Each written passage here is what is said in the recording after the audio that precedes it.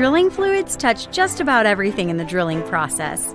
We're here to deconstruct the drilling process and drilling fluid concepts to provide a deeper understanding of our industry.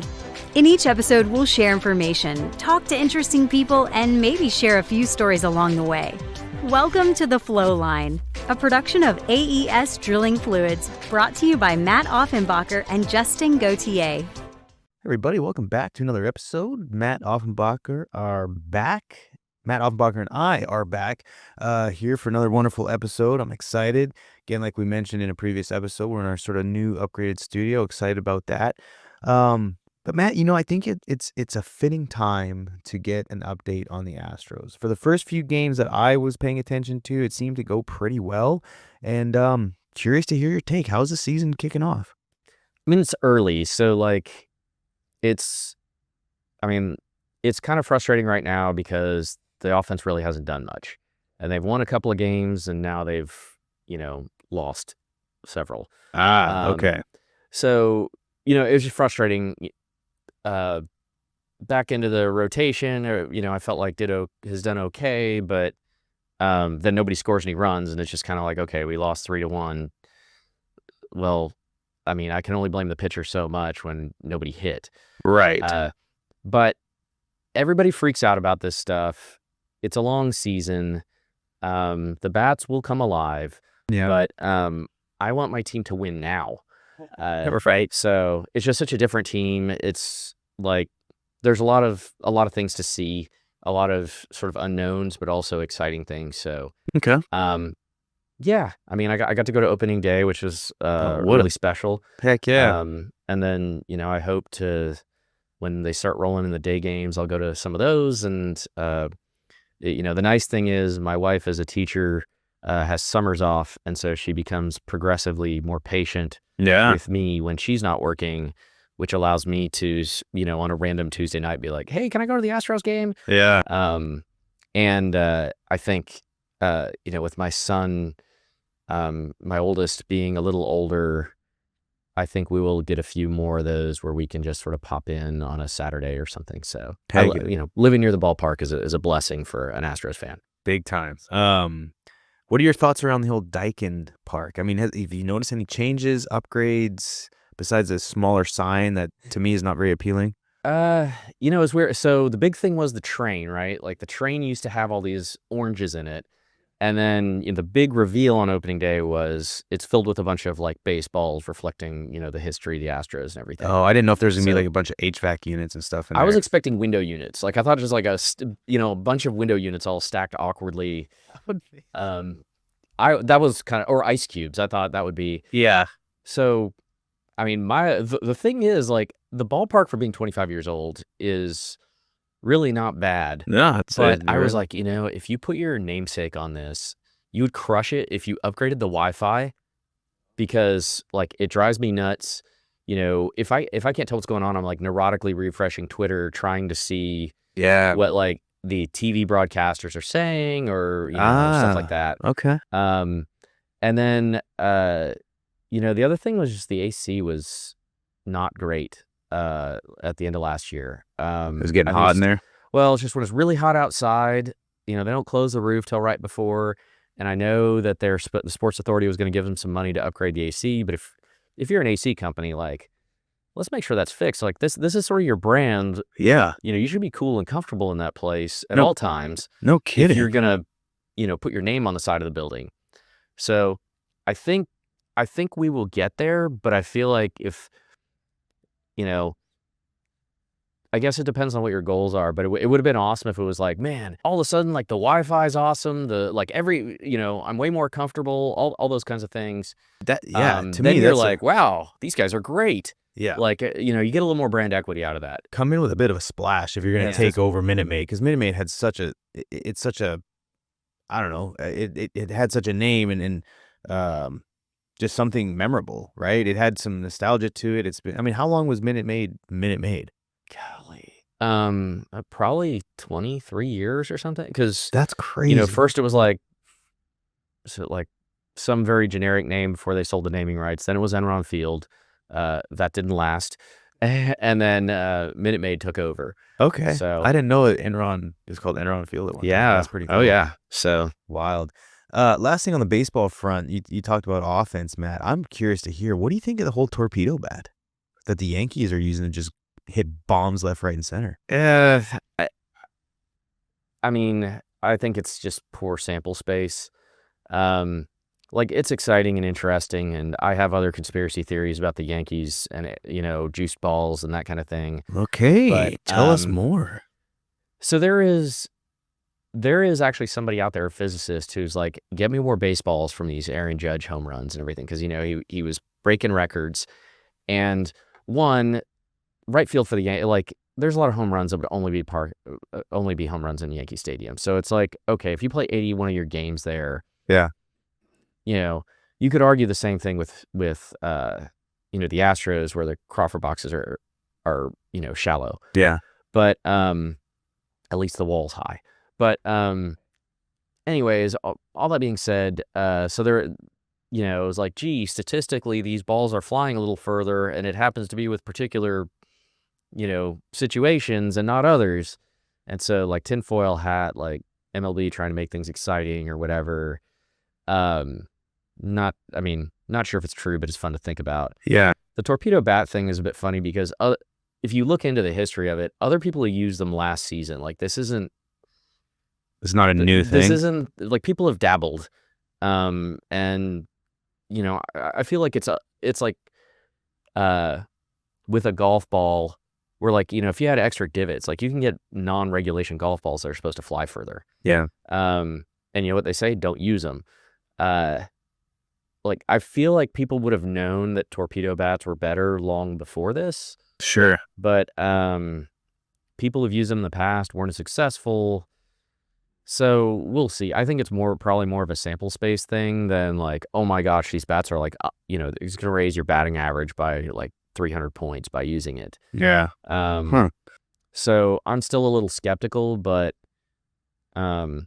it's also one of those, with all the hype and everything, just to level the playing field. I don't understand why MLB just says keep the bats the way they should be. Yeah. So no, it's an interesting sort of thought experiment, I guess. But are there more home runs being hit as of late, like over the last few seasons, or do you know much about the stats on that? So with the torpedo bats, the Yankees had like 9 home runs in a game. They broke a record. Yeah. And it was like 2 games in, and everybody's like, it's these torpedo bats. And, like, everybody was using them pretty much on the team. So everybody's like, well, that's what it's got to be. Sure. And I mean, the Yankees have a pretty good lineup, but, like, not outstanding.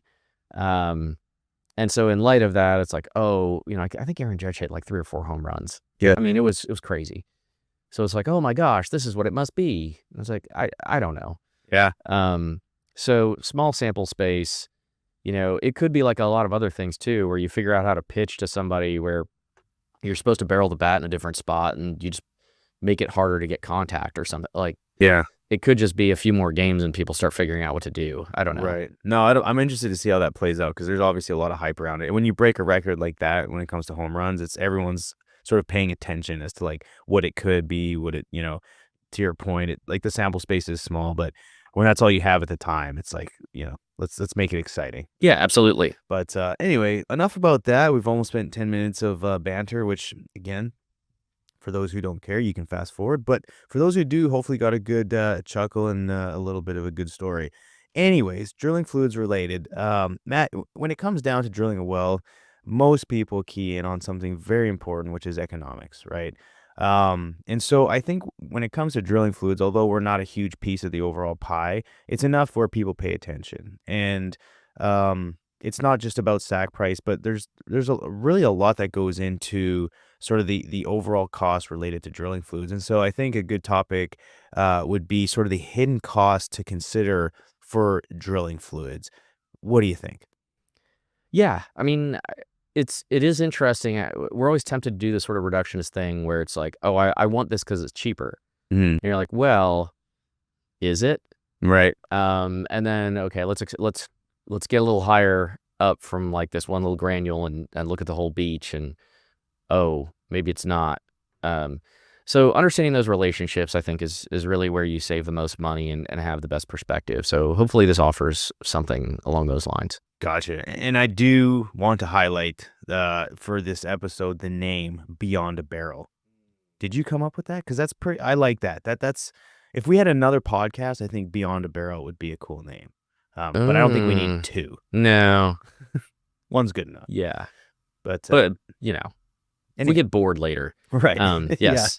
Yeah. Matt, let's talk about, and folks out there, it's more of sort of like an economics type of, I guess, term, but explain what time value of money is for those who may not be aware. Well, trying to have our high level perspective, like, what do we think? Well, like when we talk to our customers, say, I want to drill fast. Well, why do you want to drill fast? It's cheaper. I save money. Well, why? Like, what does that get you? Right. So let's go back to why you're even drilling the well in the first place. Mm-hmm. Probably to make money. Right. I had a friend who, in middle school, they said, why did the author write this book? And he wrote to make money, and they counted it wrong on the test. And I fundamentally disagreed with the teacher. Right. But, and rightfully so. Yeah. I mean, like, look, maybe they had something to talk about, but it was a job. Yeah. Well, that's all. Who was your friend? That's pretty intuitive. I like that. Kid down the street, Eddie. Freaking Eddie. He's probably crushing life right now. I hope so. He probably failed in school, but it's like doing better than like 95% of people he graduated with. Exactly. I hope so. So, anyways, like so people buy this stuff, oil and gas companies, sometimes they're private equity, sometimes they're publicly traded companies, but they buy the rights to drill and produce in that rock, right? The whole argument, though, is I don't make any money until oil starts coming out of the ground and I can sell it. So there is a time when I lay out cash and a time when I start getting money back. I mean, this is like a lot of other investments, right? Like you loan somebody money to start a business and you don't get a return right away, but like if the business crushes it, you may do really well. But let's say there's delays and things don't go as well, they're opening a coffee shop and they can't get permits or, that kind of thing. And now, like, to get your money back takes longer, and that wasn't as good of an investment as another choice you had. Well, think of a bunch of oil and gas companies saying, please give us your money, you're going to make more money back, and we're the best investment. Well, that's sort of that time value of money or net present value. What is my best choice to invest right now to make the most money?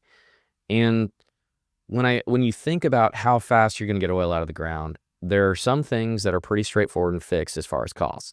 You're going to pay royalties. You're going to, you're not going to pay, you got to pay for certain things like gathering costs, water handling.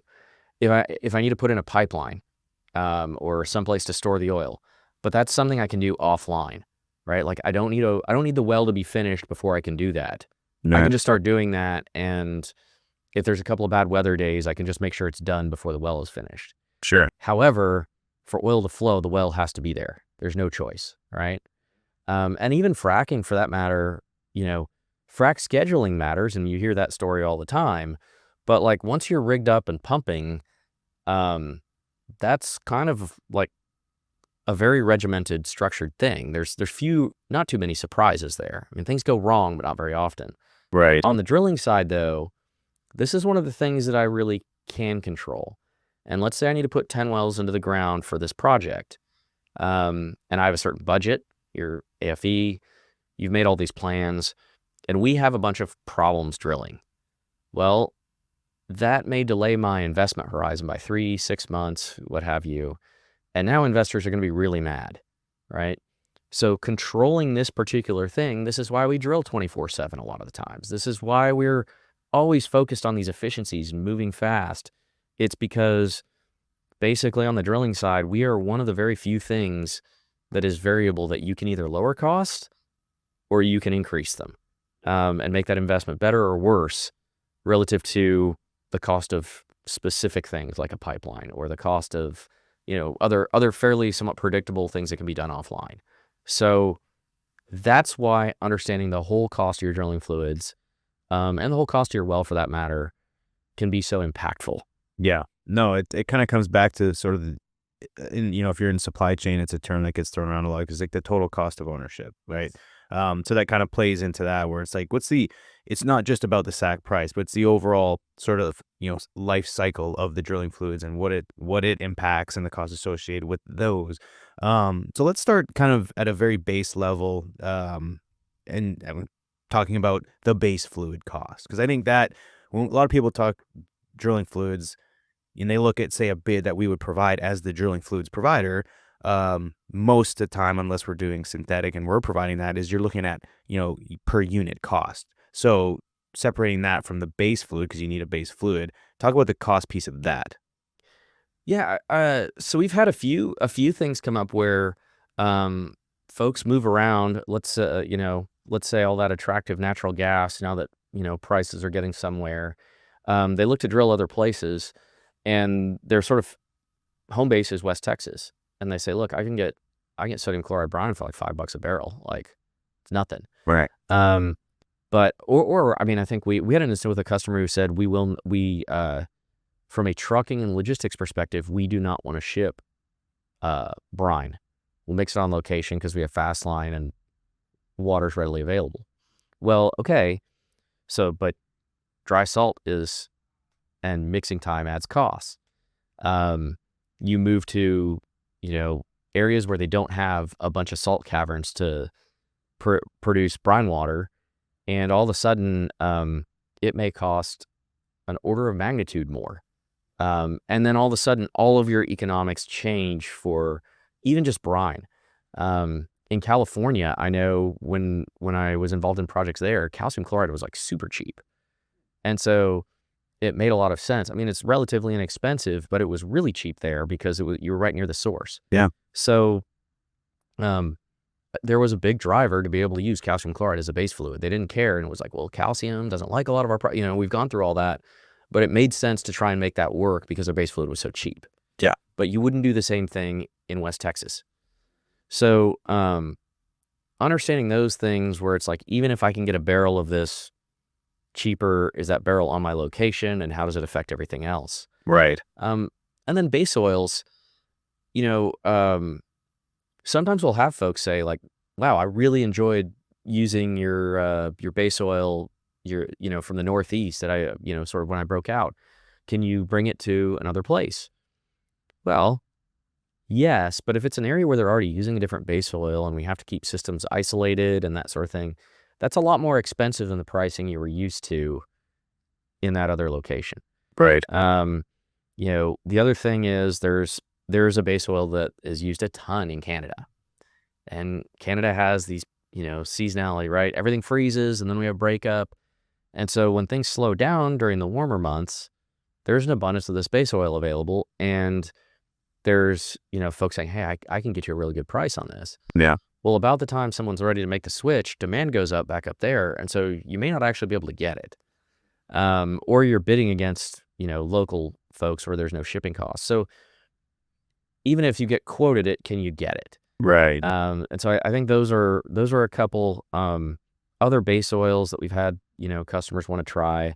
I don't want to get too far ahead of myself in the environmental, but IO 1618 is what's used in the Gulf of Mexico. And the testing is all, environmental compatibility testing is all based on IO 1618.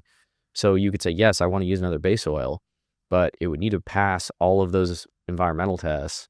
Everybody else is already using the other stuff. Yep. Do you want to mix it? It's just another reason where base fluid cost, even it appears cheaper, may actually cost more in the mix of the business model of how it's used in that location. Sure. No, that's a good point. Moving on to the disposal side of it, and this is one that, oftentimes it'd be nice if somehow, we had a bit more visibility on disposal costs. I mean, obviously it's not really our sandbox, but when you're trying to make different fluid selections, when you're trying to do an analysis on sort of costs, we provide what we believe our costs will be.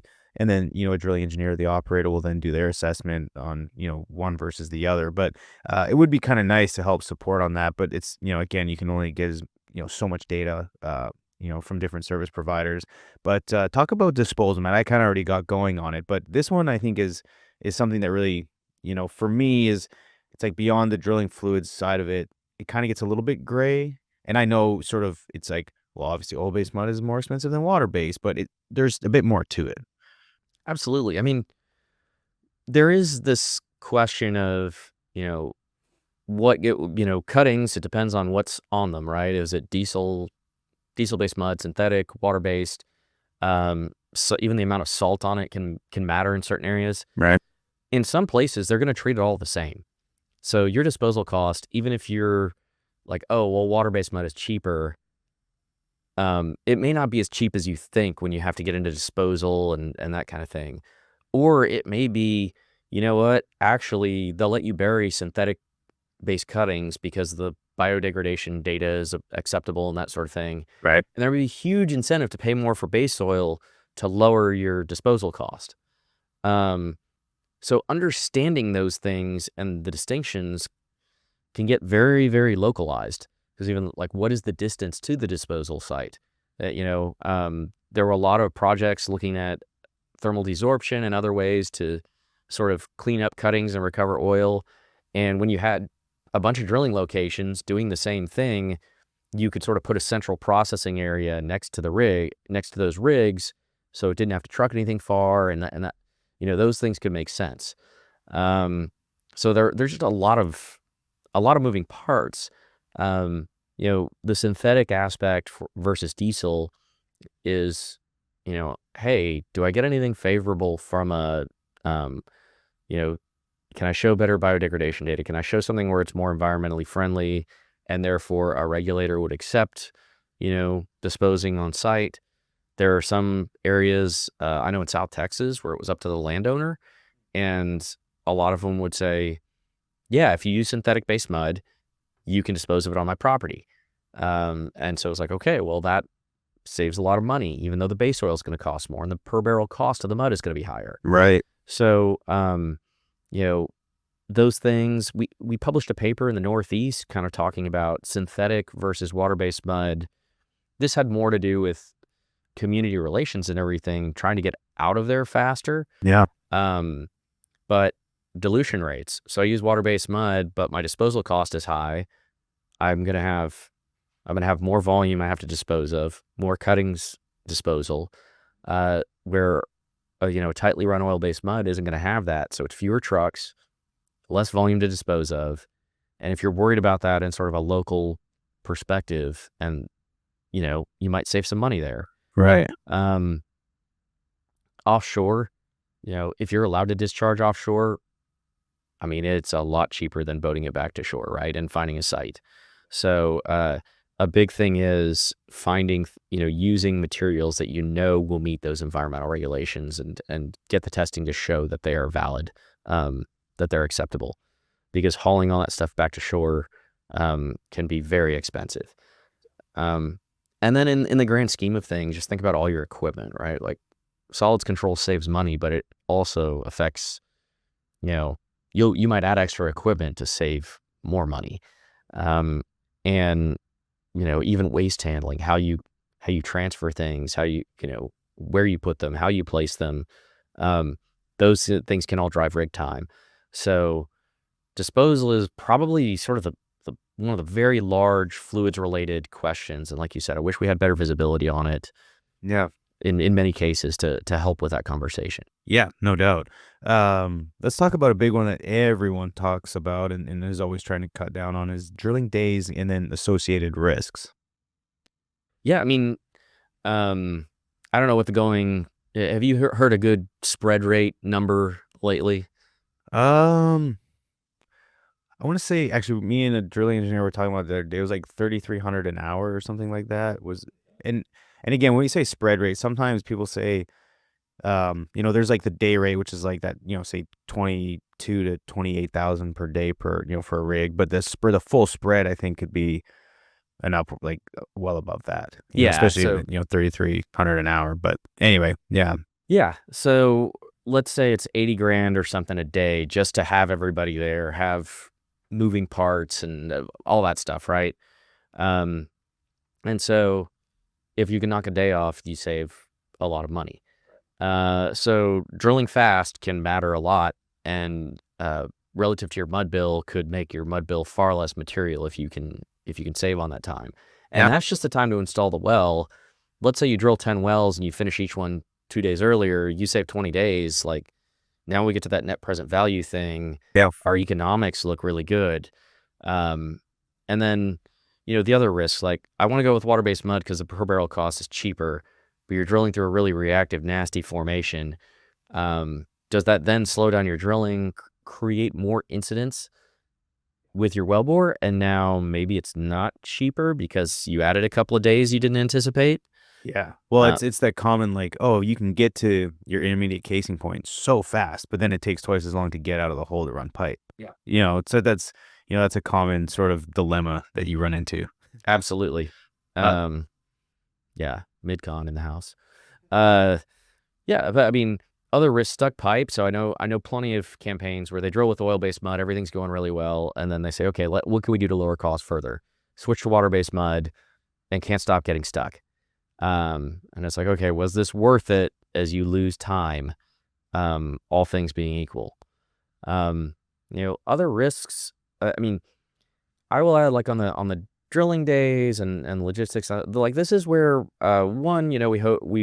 this is where we de-risk through data, understanding offsets, making good recommendations, even for the right mud weight, understanding where we might have losses, understanding where it's not a good idea to drill with a certain fluid or where it's totally worth it. Like, de-risking is a big part of our business. The right thing at the right time.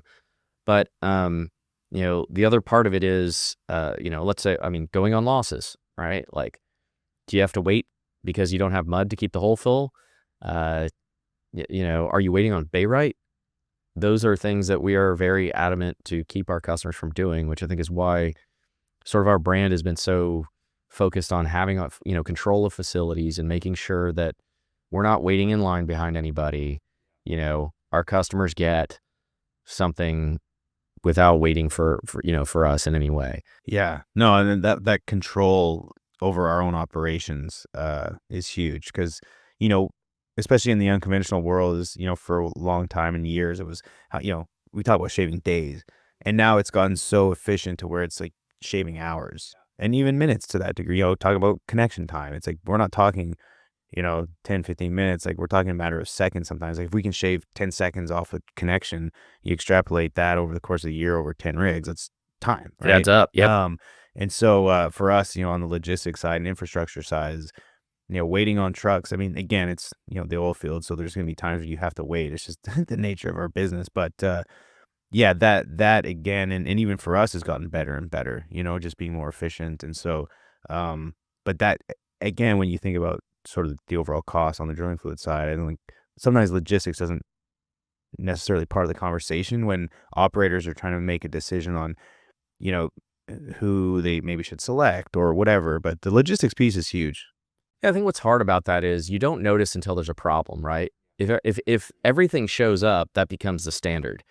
But it takes a lot of commitment to make sure that everything's always there on time. And so to be able to do that again and again and again is a big undertaking. But it goes unnoticed because it was just there, right? Like, you didn't miss a beat. Yeah. So, yeah, I mean, that's a big one. And, that whole logistics piece, even kind of tying into just having things where they need to be at the time they need to be there. There might be something that appears cheaper until you have to bring it in from somewhere else. Or let's say there's longer lead times. You want to use a product that nobody's really using in an area and it comes from Europe and there's not a lot of inventory sitting around. Now, hey, you want to use it tomorrow, but unless you're going to put it on an airplane, it's not going to be there. So I think there's a lot on the logistics front of just not only product availability, but product availability and product availability in the quantities you need when you need them. Yeah, that's a good one. Point. Without, and look, it's going to crush your business if you just sit on a bunch of inventory hoping somebody's going to buy it. So like you have to have real demand for this stuff. Right. Another one that folks don't often think about is the regulations. And I know for, operators, they're dealing with regulations all the time, but speak a little bit on that part. Yeah, I mean, from a compliance perspective, there can be a lot of things that may lead to delays if you want a particular material. And it could be, is it registered in the jurisdiction where it needs to be, if it needs to be, in Europe or um, Canada or wherever. There are clearly distinctions and requirements, and also possibly a requirement to demonstrate compliance. Are you prepared for that? I think there are even products.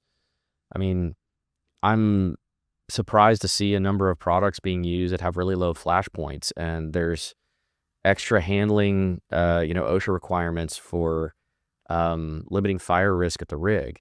And so are those things being followed?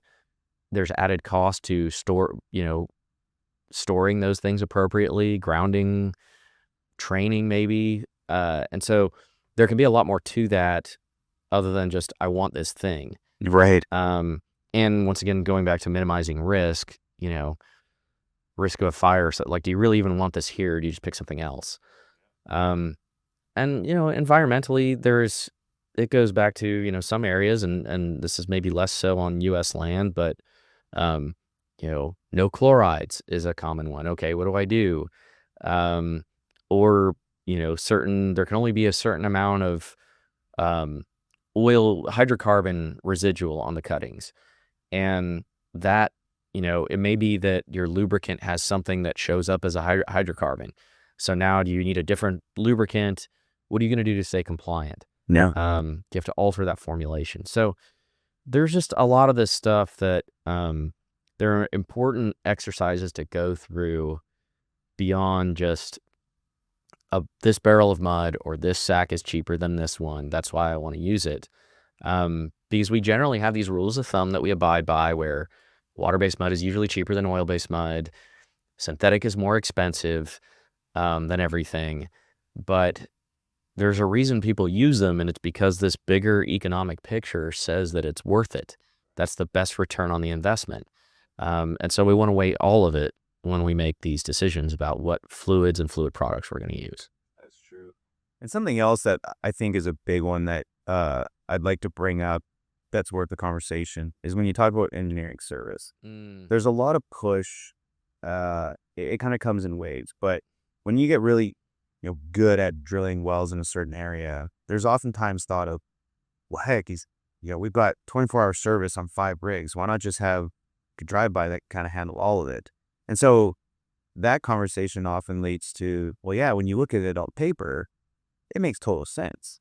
But when you look at sort of the risk associated with that, there's, I think a lot of times folks take for granted what mud engineers do on a rig, on the day-to-day, and sort of the keeping you out of trouble type of deal, especially, derrick hands aren't that experienced. And so, that's another big one to look at when thinking, oh, it can't be that hard. They just do a couple mud checks, and, the oil-based mud just kind of runs itself. And but then lo and behold, there's all this background stuff that they're doing nonstop. And so that's kind of another interesting one to speak on. And then that kind of even goes further into, kind of where we're at in the drilling world with regards to automation and things like that. It's looking at, now with these remote ops centers, you can, directionally drill wells from an ops center. And so you're taking essentially, people off the rig, putting them in an office, and because the technology has allowed us to do that. But what are the unintended consequences there, and sort of the costs that could be, that you could be hit with because you don't have someone out there? And so that's more of like a forward-looking sort of thought beyond what we're talking about, like as it stands today. But the mud engineering cost is always one that gets brought up, and it takes one little hiccup on a rig to paper itself. And yes, again, I don't know. Do you have any thoughts around that? Yeah, I mean, well, there's a few different things. I think we do a bad job, and look, most of our customers experience communication every day by looking at a mud check. And then they just look at like low gravity solids and cost, and that sort of dictates their response for the day. And I would say that probably a little too broadly, but Sure. the point is, if all they're doing is a mud check and everything looks fine, there's a reason it looks fine. And that's what happened when the mud check, leading up to the mud check. And, what we tend to find is spills and other things that tend to happen when it's like, well, we don't really need these guys, is there's a huge disconnect between all of the other things a mud engineer is doing and being asked to do, frankly, that don't follow with, well, we just run a mud check and make sure the properties look good, and they always look pretty good. And so, well-controlled losses, some of these things, they tend to all happen at once. I mean, drive-by sucks because it seems like every rig gets stuck or goes on losses at the same time. Right. But the other part of it is, I was shocked at, when I've gone out, how much the mud engineers are directing traffic on the rig. And it's a lot more than people realize. Like, they are part of the team. They're helping with safety. They're helping with fluid movement, that kind of thing. And the big mistake is, I think people try and mix directional and mud because they're both the surface hands that are out there all the time. Yeah. And the big disconnect I see is, at least with directional, a lot of times it was somebody who sat in their little shack, didn't really interact with anybody, and didn't need to, frankly, but like, you hardly saw them. And not only that, but the bit is 2 miles away from you. So whether you're doing that 10,000 miles away or 2, I don't know if it matters. It's still remote management. Sure. But all of your actions, all of your responses can be controlled remotely. Yeah. Where with drilling fluid, the monitoring, I think, helps create a consensus. But an automated mud checker does not replace all the other things Right. that a mud engineer does. And the more added reporting, I mean, even, having a delivery and walking a fuel delivery truck guy through, getting them lined up to bring on fuel. And it's like, okay, it's not my job, but it's what the rig needs. Like, those things come up, and that's sort of your last line of defense, because from there it goes to the rig crew. And, I'm not saying they're not doing their jobs, but you have that very, very inconsistent level of experience from rig to rig. Right. And so I think a lot of our mud engineers are doing a lot more things in the backyard, a lot of other places that don't line up with just running a mud check or just telling somebody to cut some sacks. But the problem is, like, it's just part of the job. Like, they don't, like, you can't go to the customer and be like, I would like a pat on the back for monitoring a fluids transfer and doing doing these things. Yeah. They're just happening and no one's noticing.